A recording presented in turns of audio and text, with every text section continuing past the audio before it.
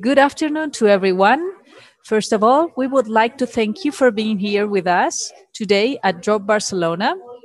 We have the pleasure to meet TANYA Johnson, who's a communication trainer, consultant, and coach at ESA Business School, and also in large companies such as Accenture, CaixaBank, and more, among others. She's now doing virtual workshops and coaching to help people with their communication skills in the virtual context, as well as in face-to-face meetings and presentations. This conference will be 30 minutes long and there will be 15 minutes for questions. The conference title is Tell Me About Yourself, Elevator Pitch. Can you tell me about yourself and what you do? These are questions that come up often in formal situations such as interviews, as well as informal networking situations throughout our professional lifetimes. How should we best respond to these questions? How can we prepare for these different situations? The key here is to prepare a good elevator pitch and practice it as much as possible. In this workshop, you will analyze the key things we all need to keep in mind when preparing an elevator pitch. Tanya will show you a formula that can help you to be ready for an interview or for an important networking event. You will also get tips on how to give and receive feedback, which will help you as well as your peers to stand out and make a great impression in your interviews. As you know, during the conference, you can ask any questions you might have in the chat, and Tanya will answer them during the question and answer period of the end. Thanks, Tanya. And we have many visitors connected from different parts of Spain. Go ahead. Okay, thank you, Pat. Thank you so much, everyone, for being here today with me. I am from Santa Cruz, California, and I live in Barcelona. So I'm here in Barcelona with the rest of the team. And I'm really looking forward to this session today to help you to understand how best to show your qualities when you're doing an elevator pitch in an interview or in another situation. Very good.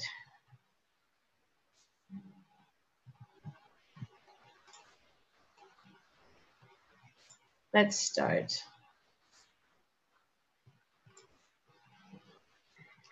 Seven. The number 7. I'd like you to think for a minute about what this represents for you. For me, the number 7 is my lucky number. Every time I play the lottery, for example, I always get a 7 at the end. And sometimes I get the reintegro, as we say in Spanish, the reimbursement for the money I invest. But it can also mean 7 days a week. I don't know. Lots of other things. The 7 dwarfs. In this case, we're talking about 7 seconds. 7 seconds are the number of seconds that it takes us to scan a person and make a first impression. Wow, that's not very much time. You've already made a first impression of me. Now you have the advantage because you can see me, but I can't see you. What we're going to talk about now is how important it is for that first impression, because we have only really one, right? You never get a second chance to make a first impression. So let's make that impression really positive, okay? I'd like to start with a study. This is my favorite study. It's actually 100 years old. It's called the Moravian Study. And this is basically, for me, the base of communication. And since the elevator pitch is all about how we communicate, I thought we should start with this as a base. So Dr. Moravian worked at UCLA back in the 1930s, or maybe even earlier. So again, this was about 100 years ago. And he did a study of 10 years, and he studied the impact that communication has on us as people. Okay, this was not a public speaking study. This was basically how we are affected by verbal and nonverbal communication. So he studied the visual, the verbal, and the vocal. And for just quickly, I'd like to differentiate between the three. So the visual is what you see. And now presenting virtually, that's a whole other world, right? What do we see on the computer screen? And what do we see when we're in person, face to face in a training, for example, right? You see the person, you see the PowerPoint. Then we have the verbal and the vocal. The verbal is what you say. It's the words. It's your main message. And the vocal is how we use our voice. Do we speak really quickly or do we speak more slowly? Do we speak loudly or do we speak soft, right? So these are the three things that he studied. And what do you think had the most impact on people? Dun, dun, dun, dun. 55% of the study, the results of the study, were that the visual impacted the most. And if you add that with the vocal, you have 93%. And the verbal is your message, right? So does that make sense? That only 7% of the impact was from the message? So really the results of this study were that when the communication is incongruent, and I'm going to give you an example in a minute what that means. When it's incongruent, then we are more impacted by the visual and vocal. Okay, I'm going to give you an example. Just a minute ago, I introduced myself after Paz introduced me to you. I'm going to do it again in an incongruent way, okay? Hi. My name's Tanya, and I'm really happy to be here today. We're going to have a really exciting session, and we're going to work on the elevator pitch, which is a really important part of communication. Okay, so basically, more or less, I said the same thing. Do you believe what I just said? Now, this is the question. This is all about credibility. If I say I'm happy to be here, I have to smile. I can't say I'm happy to be here and look down and frown. That doesn't work. You won't believe me because you believe what you see and you believe what you hear. And if you don't hear enthusiasm in my voice and you don't hear that I'm really interested and excited to be here, then you're probably not going to believe me.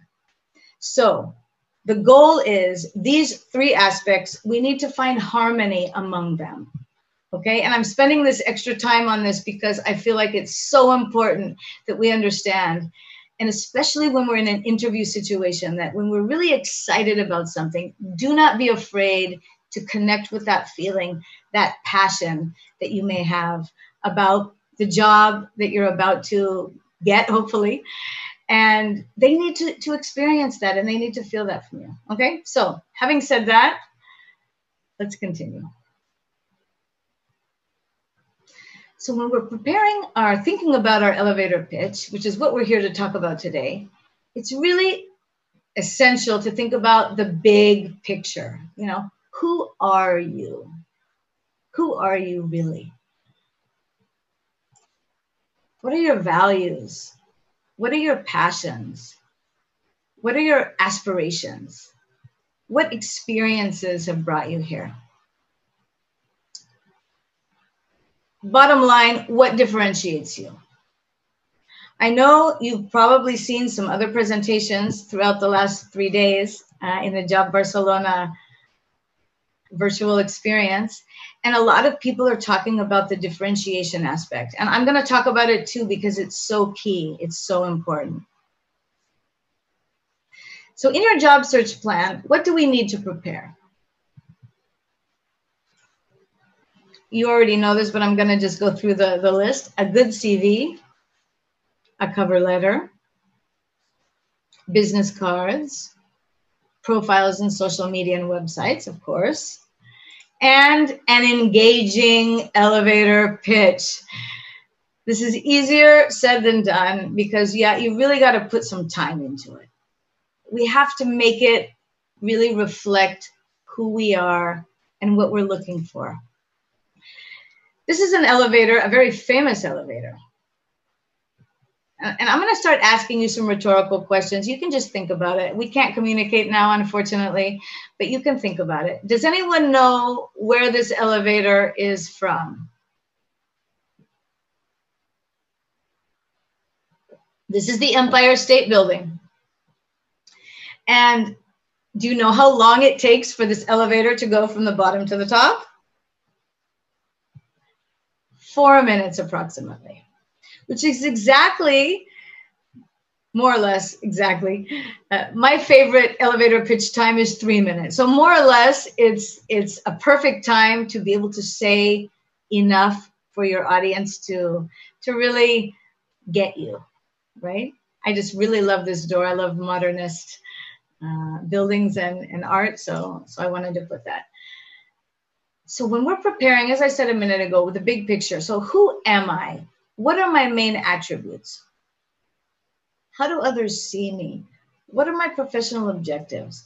We need to keep all of these things in mind when we're preparing our elevator pitch. So let's focus in now on the main attributes. I recommend, and even now while we're doing this little exercise, this 30-minute webinar, go ahead and take some notes if you're inspired, okay? What are your main attributes? Make a list. What is it about yourself that you think is great? What are your positive characteristics? Reflect on them. You know, when you're presenting yourself, when you're introducing yourself, when you're in an interview or a networking situation, remember what those positive attributes are. I like to remember some of my attributes. I am an extremely committed professional. When I'm working together with a client, I give everything I have. So also I'm reliable. And in addition to that, I'm super enthusiastic. So I really love all the work that I do. And I'm passionate about my clients and what they do too. So I find that positive in myself. And so when I'm talking about myself, I try to stick those in where I can. And I really recommend that you remember what it is that you like about yourself or that other people have pointed out to you. Okay, so when do we need to use an elevator pitch? Obviously for interviews, and that's why you guys are here today. We have other situations like networking events that can be in company. It can be also with friends or in a social situation. Not so much now, but even there's networking going on in social media, right? In social networking. Then we have what we call informational interviews. This is when you connect with a company, you contact a company because you want to know more about them. You might be familiar with this term, but in any case, that's what that is, right? You like them and you want to know if there's any possibility in the future, but in the meantime, you're just finding out what they do. And now, a lot of times, people are doing video interviews where you have to prepare a video and you have to send it to the company, right? Have you had to do that yet? So we need to make sure that our communication is right on track and that we are reflecting what we want in that video or in that interview, or even in that informal social situation. And again, this is very similar to what I was just mentioning, the video CV. And the video interview then would be when you're actually interviewing online, which you're probably doing now with some of the companies involved in JOBarcelona. So with all of these different situations, we clearly have to adapt to all the different situations. It's not the same to be in an interview as to be in a social networking situation, right? So we have to know, we have to really know who our audience is. And how can we get their attention? And the only way we can know how we can get their attention is if we know who they are. And we actually consider that when we're preparing our content, when we're preparing our pitch. Now we have this virtual environment. So it's different, right? How do you engage virtually versus how do we engage face-to-face? So here we are virtually. You know, you can use your PowerPoint. Obviously, you need to keep it simple. I'm really keeping it simple today. You know, I have a few questions, a picture, maybe a sentence, and it's easier to keep people's attention when we don't have a lot of text there. What's the difference with a face-to-face situation or an interview where you actually have the interviewer in front of you? Clearly, your body language plays a bigger role when you are in front of somebody. In any case, it also is important for virtual interviews and communication. We need to keep in mind our nonverbal, and we're going to talk about that a little bit later. So we're going to keep all of these things in mind. And I heard this, I've actually been also participating and listening to some other presenters, and many people are talking about how important it is to take a risk. Be different. Do what you need to do to show who you are, because we are all different. The thing is sometimes we all study the same degree, or, you know, we have the same, education. Maybe we grew up in the same city, but we are all different. And so you really need to remember that and find those parts of yourself that you think could differentiate you. Take a risk, go for it. We need to stand out. So how can we do that? Okay, here are some different ideas for you. Personality plays a big role. And again, as another a wise presenter said this week in JOBarcelona, it doesn't matter if you're outgoing or extroverted. Even shy people have a personality that is really special and insightful and makes them unique. So, you know, we need to take parts of our own personality and show it together with other components, other factors. For example, storytelling. You might be thinking, so how can I use storytelling in an interview? Well, I'm going to show you in a couple of minutes. Storytelling is a great way to exemplify things that you have learned throughout your life, professional and personal, that defends or supports these attributes, right, that we were talking about before. And I'll give you an example, like I said, in a minute about myself. We can talk about our experience, the experiences that we've had, trainings that we've done, the motivation that is behind everything we do. And I'm going to add something here, grammar and writing skills, okay? When we are presenting our CVs or whatever, doing a presentation with a PowerPoint or even speaking, we have to be correct. Some of you, I'm not sure if any of you are from an English-speaking country that are watching today. Doesn't matter if you're a native speaker or not. You need to just take care of whatever you're publishing, right? Whatever you're putting out there. Make sure everything has been reviewed and everything has been corrected. It's easy enough to ask a friend to help you. There's no excuse for mistakes, okay? Because you will stand out in a bad way, right? We don't want them to go, oh my goodness, that person didn't correct their CV, right? That's not a good thing.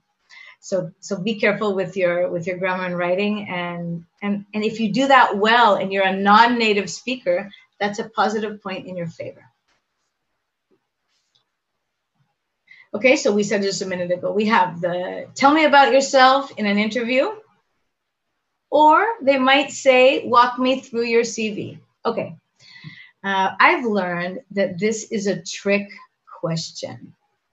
Walk me through your CV does not mean walk me through your CV. They don't really want you to do that.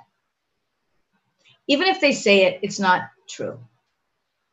They have your CV, they've read it, they know where you went to school, you know, if they've done their homework at all, and they really want you to do something, say something, show them something different. So I just wanted to throw that out there so that you can not get hooked or caught in that trap. And then we have the informal situations where it might be more, hi, so yeah, what do you do? What brought you to Barcelona? Or what brought you to Madrid? I mean, I can't tell you how many times people have asked me that question. Basically, the answer could be something similar. So I'm going to take the storytelling aspect of differentiating ourselves, and I'm going to include it in our elevator pitch. Okay, this is a little formula. So the personal anecdote, I'm going to start with a personal anecdote in a minute. Again, I'm going to show you the formula after this slide. And I'd like you to think about this, about yourself. When someone asks you, tell me about yourself, remember that this is your story. This is you. This is the story worth telling. This is the story of you. And we all, again, are so unique. You've got to remember that. We need to connect with that aspects of that story, something about our history, our personal experience that triggers curiosity and that paints this picture of ourselves that we want to sell. That's real. And it's something not on the CV. And when I just said a minute ago that they don't really want you to walk them through your CV, this is what they want. They want you to say something that they go, aha, I want to know more about that, right? So in this formula, this could be, there are so many formulas, okay? I have taken things I've found and things I've studied and practiced, and I put them together in this order. It's just a proposal, okay? There's no one way, of course, to do an elevator pitch. But I'm going to start with an anecdote. It could be a defining moment in your life. I know a lot of you might be going, what? Start with a story? You know, is that really okay? Yes, it's really okay. Try to keep it short. Anyway, let's see my example and how well I do keeping it short. So you start with something that engages the audience, because this is what it's all about, engaging the audience. Then you go on to, in my example here, what is your current professional activity? What's your focus? What motivates you? What's your main passion? Don't forget to include your value proposition, what differentiates you. And finally, why are you here?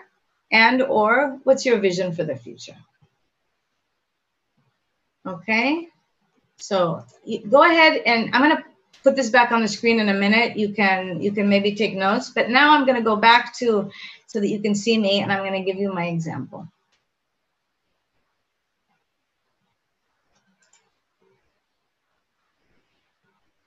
Stop share. There we go. Okay, can you see me now? Yeah?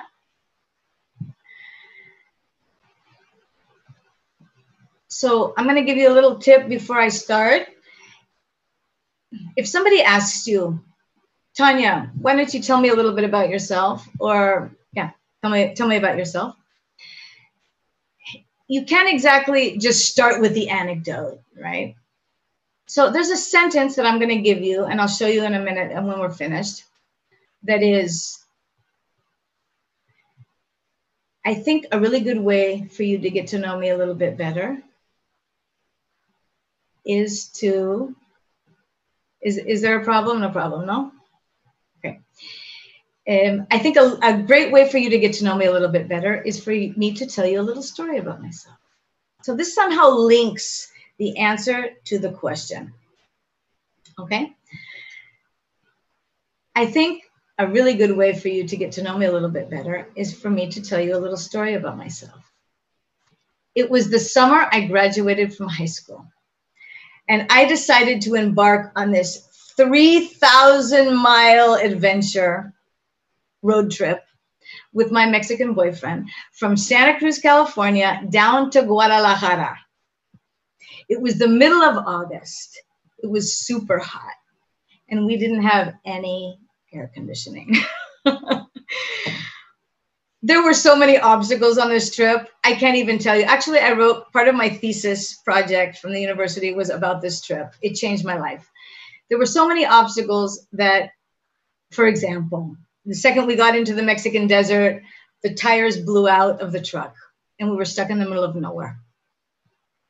The federales, the Mexican police, stopped us more than once and took all of our money, making it really difficult to get down to Guadalajara. So without having said that, there were more things that happened. It was a big challenge for me, and I learned a lot of things. But one thing I did not learn was how to communicate with the people there. I did not learn Spanish. And after those 4 weeks and that adventure, when I got on the plane home, I did not drive home. I got on the plane home and I had a catharsis. I remember that moment so clearly as if it was yesterday, really. And I said to myself, I am never going back to Mexico until I learn Spanish. The next month I started university. I found a channel to do a third year abroad, junior year abroad in Spain, because I thought I'm not going back to Mexico. I'm going to Barcelona. And I did it. 3 years later, I was on my way to Barcelona. I learned Spanish and I'm still here. And what I really learned was, that to be independent, to really go after what I wanted. And I got it. And here I am. So what do I do now? Well, now, since then, communication has always been my focus. And I started teaching business English at the University of Barcelona. I do financial results translations for different companies. And now I'm a communication coach. And all of this helps me to help other people. I actually thrive on this journey, helping others to find their way and to improve their communication. And especially to find what's positive in themselves and these attributes that they have in them, and to help them to be able to verbalize that in their jobs and when they have to relate to clients and all of this. I really love seeing how people change when they make the decision to do it. And that's what I'm here today to tell you. I'm here to help you to know that, we are all in this together. This is a special time, and we're all in survival mode, right? So connect with what's positive. When you have to communicate with people online, do your best and smile and be yourselves. Thank you very much. Thank you, Tanya. It's been very interesting and fun also. So we have 3 minutes, right? No, we have more. We have time for many questions. But wait, I'm not quite done. I'm so sorry to interrupt. We have a few more minutes. No, it's fine. I was just giving my example. Okay. How much time? We don't have much time. I wanted to just make a couple of comments about verbal and nonverbal. So let me just go back. Do we have questions waiting for us as we speak? Do we know? You can go ahead. I mean, okay, I'm gonna just share. I have a few questions, but you can. Okay, so just to finish, so this was the sentence I told you about just to start. I think the best way to tell you who I am is to start by telling you a story about myself. Okay, all right, just a couple of things about verbal and nonverbal, because I don't want to finish without touching on this point. Especially when you're on a computer, make the eye contact. Keep your body language open. And this is obviously face-to-face or whether you're in front of a computer screen. Posture when you're seated is also important. Keep your feet on the ground. Stay grounded, even if you're sitting. I'm sitting in a swivel chair, by the way. And have you seen me swivel once so far today? No. Because I've seen that and it doesn't look good. Okay, so try to make sure that you're grounded. And smile. I've been watching so many videos lately and so many webinars, and what's missing for me is more smiling. I think there needs to be more smiles, always, right? It's easier for some people. If it's not easy for you, you got to work on it, okay? Force yourself a little bit there. Smile. Okay, verbal communication is just as important as the nonverbal. So what's another thing I've seen lately? People speak so quickly that they can't even, you can hardly understand what they're saying, and you don't really know what they just said because they're already talking about something else. So, what I really recommend is that you slow down, okay? Modulate, bring your voice up, bring it down, play with the volume. Sometimes we can talk really loud, but we're still being monotone, right? So there's so many things to consider, but most importantly, I think, is the use of silence. Uncomfortable silence. Even though I'm out of time right now, just sometimes you just gotta take a break and breathe. Observe, because when you stop talking, your audience can think. You can think. You can breathe. You can observe, and you can be more impactful. So this is one of the tools I recommend that you practice. Practice, practice, and more practice. So the way to be really happy with your elevator pitch is to practice in front of a mirror and record yourself. Watch it, analyze it, make objectives, and give yourself feedback. Okay, and I'm going to give you this. I'm going to finish with this list of how to give feedback to yourself as a third person on the video. Always say what you like first. You're not going to like looking at yourself on video. So just know that. But force yourself. Got to start with the positive. Did the person on the screen, think about the person on the screen. Talk about the person on the screen. Don't say me, it's me. No, no, no. It's the person on the screen. What did we like about them? How was their body language? What can they do to improve their verbal communication? What do we take away? Do we understand what their main message is? So these are things that can help you to, and I believe you can go back and watch the video, and you can take some more notes on the PowerPoint. So these are some tips. Giving yourself positive feedback and seeing what the person on the screen needs to improve is super helpful. So I'm just leaving this there for you to reflect on. What do you take away? And after this 30 minutes, or well, now we have a few more, what are you going to do differently from now on? And I encourage you to make a commitment to yourself today that from now on, I'm going to do this differently. Okay. You have to decide. You have the power in your hands to make a difference in your communication. So if you need anything, please don't hesitate to contact me. I'm a communication coach. I work virtually, and I'm here in Barcelona too. So it's been a great 30 minutes, and I'd be happy to answer any questions that you have. I'm going to put my screen back on full screen. So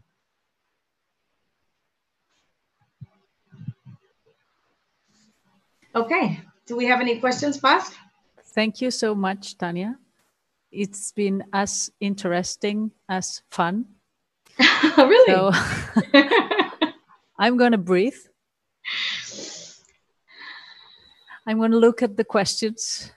I'm going to ask you, what are the most important skills when communicating? Okay, thank you. So Pat is asking about the most important skills. And I talked about a lot of things today in a short period of time.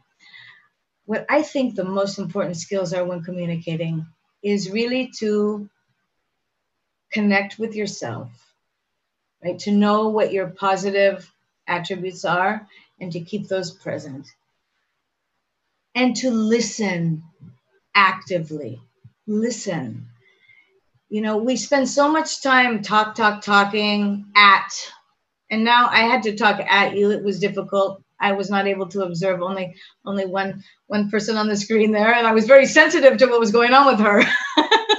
because I had the opportunity to observe, right? When we observe our audience, and other speakers have said this in the last few days, and I always say it too. That's when we know how to adjust, how to adapt. So active listening, we didn't go into it, but that's key. And make sure you speak slowly enough that people can understand what you're saying. So when you observe and you see people picking up their phone and distracted, then you know that you've lost them. How do you get them back? Something strange, something shocking. You know what I saw on TV today, you know, an interesting fact, whatever. Find something, you know, use your, we say in Spanish, your tablas, right? Use your techniques that you have to get people back. In addition, and if I had to say, you know, the verbal, visual, vocal that we talked about at the beginning. Thanks, Tanya. Thank you. Pedro wants to know, can you tell some tips about how we can talk about our background and also the skills we can contribute to the recruiter in short time? Okay, thank you, Pedro. That's a question that's very applicable to interviews, obviously. So when I learned how important storytelling was for interviews, it was not only for the opening. It was also for all the questions, right? And especially related to the competency-based interviews, right?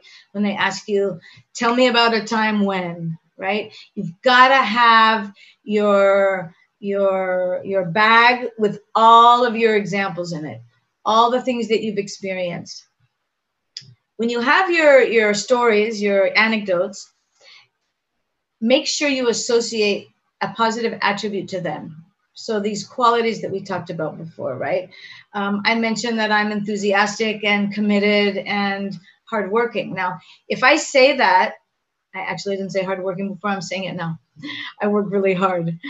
I take things really seriously. And so if I just say, I'm a hard worker, I'm committed, and I'm enthusiastic, and I don't give examples, then there's no credibility there.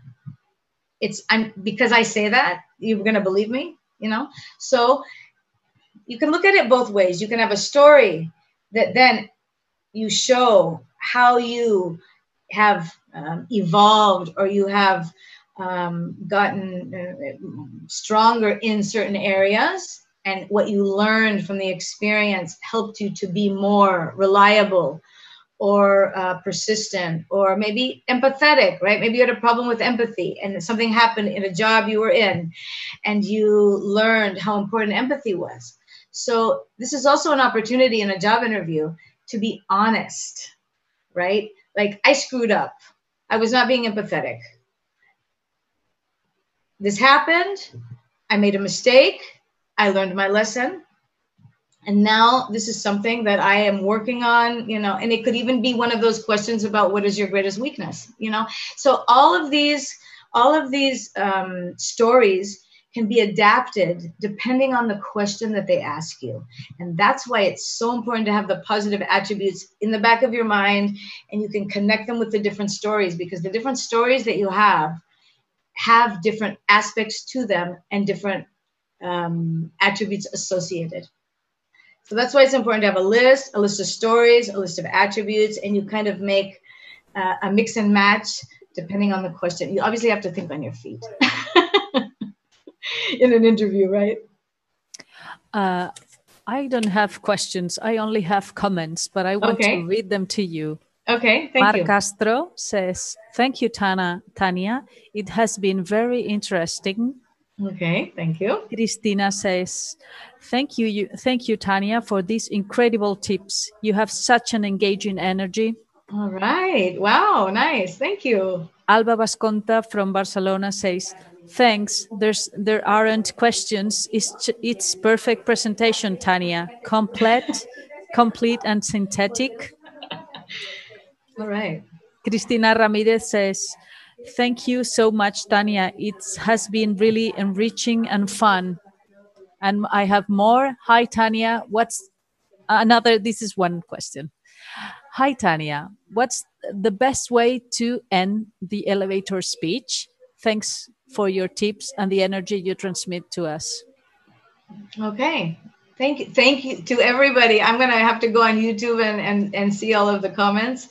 Thank you for your really nice comments. Okay, so for the last question related to how to finish, that really depends on your audience.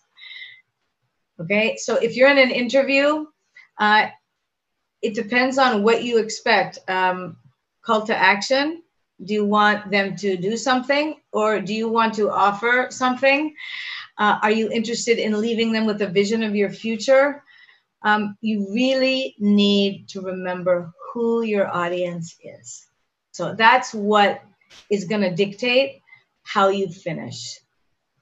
And when in doubt,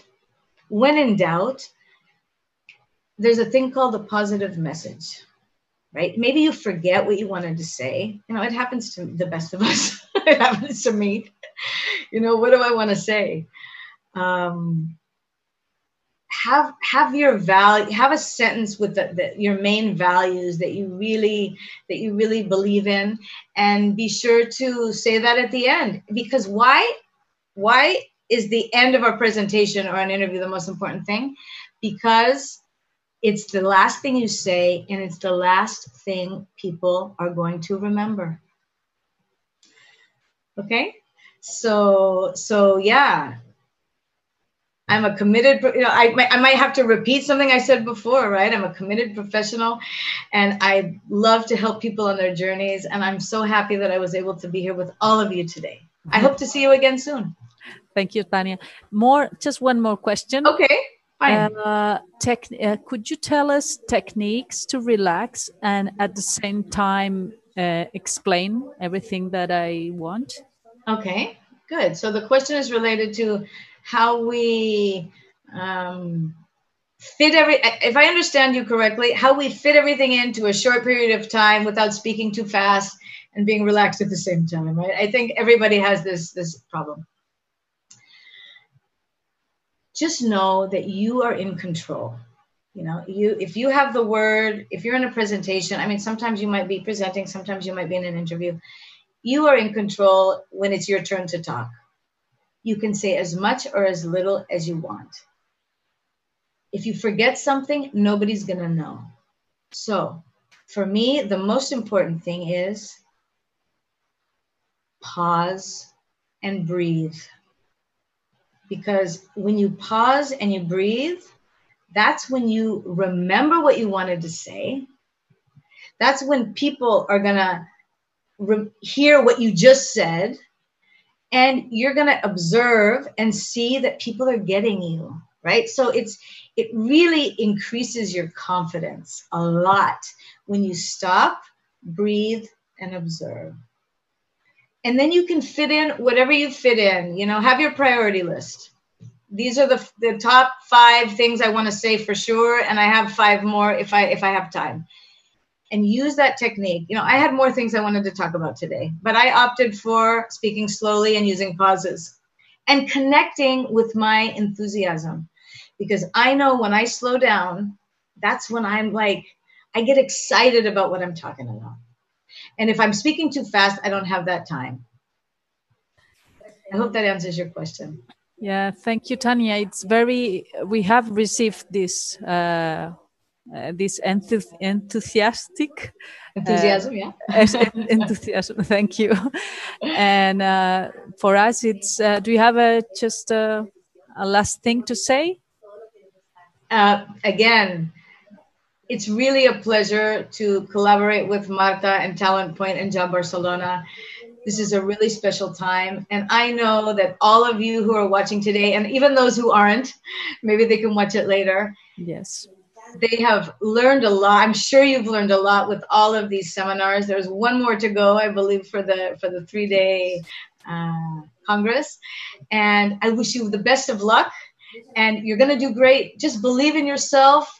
Know that you have positive qualities and highlight them when you have the opportunity. Thank you so much, Tanya. And thank you so much, everybody, for attending this conference. Now we have a 15 minutes break, and we will have our final conference of the day presented by Francesc Porta and Gina Aran, called Reskilling Estrategia Adaptativa. Thank you, Tanya. Thank you. See Bye, you soon. everybody. Thank you. Bye.